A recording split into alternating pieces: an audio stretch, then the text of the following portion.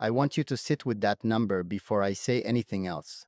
Not 7 days, not 7 weeks or 7 months. 7 years. That is not a moment of patience. That is not a season of waiting while something uncertain resolves itself. 7 years is a choice made over and over again every single morning. A decision renewed quietly and privately without applause or acknowledgement or even the basic recognition that something significant was being offered. And in all of that time, in all of those days that added up into years, in all of those mornings where she made that choice again before the world was even fully awake, I never once stopped and asked her why. Not once. Not in 7 years. My name is Sheikh Hamdan, and the thing I am most ashamed of is not something I did, it is something I never thought to do. And understanding why I never thought to do it has taken me longer than I want to admit. The question seems so simple now. Why are you still here? Not asked with suspicion or arrogance, asked with genuine curiosity, with the kind of interest that says, I see you. I see that you are choosing this repeatedly, and I want to understand what that choice costs you and what it is built on. That question asked at any point across those 7 years would have opened something real. It would have told her something more valuable than any gesture or any poem. It would have told her that I was paying enough attention to notice that her staying was not simply the default state of things, that it was an active and ongoing choice, that she meant something, and I never asked. Not because I did not care, but because I made an assumption so large and so comfortable that it became a wall between me and the truth of what she was living. I assumed that if she was still there, she was still fine. And that assumption cost both of us everything. 7 years changes a person, not always in visible ways. Sometimes the changes happen entirely on the inside, in the private architecture of how someone understands themselves and what they deserve and what they're willing to keep accepting in the name of love. The specific ways she had changed across those years, the things that 7 years of waiting had deposited inside her, and the things it had quietly eroded, those were things I did not know, because I had never asked. I had been watching the surface the whole time, watching for obvious signs, watching for dramatic signals. And she was not someone who communicated in dramatic signals. She communicated in the quiet register that requires active attention to receive. And I was not consistently paying that kind of attention. Around year 3, something shifted in her that I noticed without understanding. She became slightly more contained, slightly more careful about what she brought to me and what she decided to process privately instead.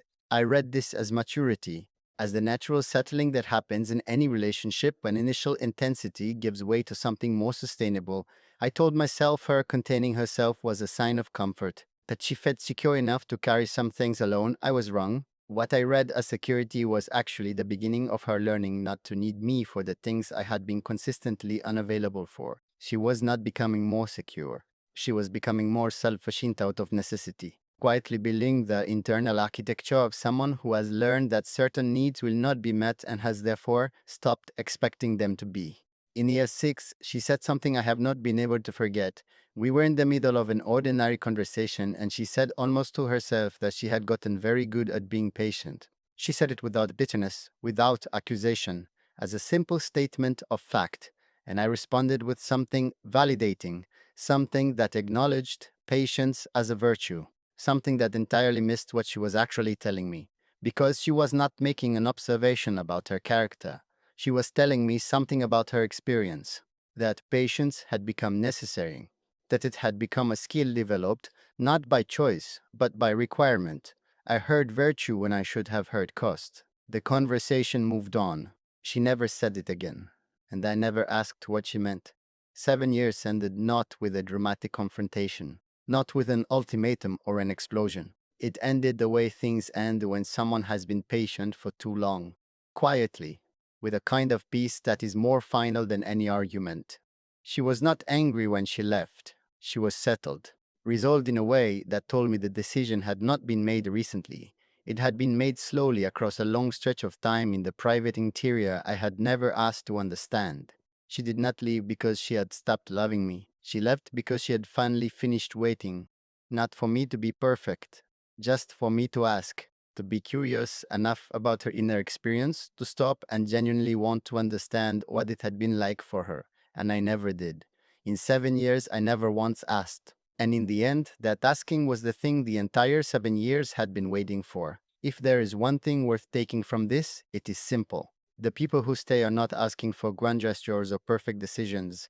They are asking to be seen, to be found interesting, to have the person they chose turn to them with genuine curiosity and ask how they are on the inside, not how things are going on the surface, how they actually are in the deep private place where the real experience of a life is happening.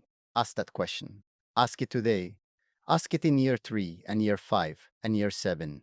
Keep asking long after you think you already know the answer. Because the person who stays for 7 years without being asked is not doing fine. They are doing something much harder than fine, and they deserve to be known for it before it is too late to know them at all.